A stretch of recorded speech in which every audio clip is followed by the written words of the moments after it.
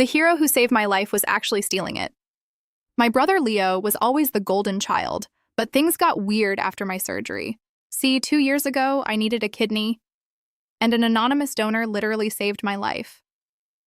A month later, Leo pulls me aside, looking all pale and dramatic.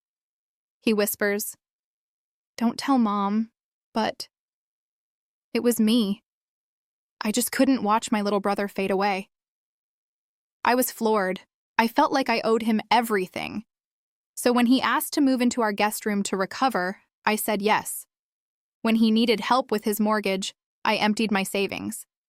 Even when he started getting uncomfortably close with my wife, Chloe, I stayed quiet. I mean, the guy gave me a freaking organ, right? But then, the gaslighting started. If I ever complained about him crashing our date nights, he'd clutch his side and talk about his chronic pain. My own parents called me ungrateful.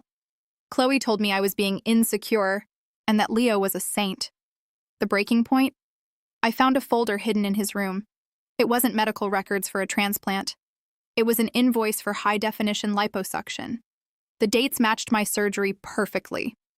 I went to my doctor and asked for the donor's blood type. It didn't match Leo's. Not even close. He hadn't saved me.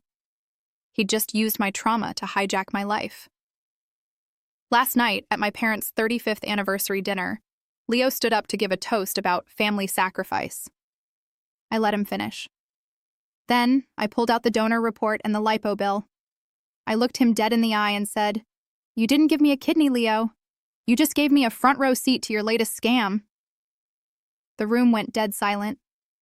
Chloe reached for my hand, but I pulled away. I told her, "You loved the hero. Now you can keep the liar." I walked out, and for the first time in 2 years, I could finally breathe.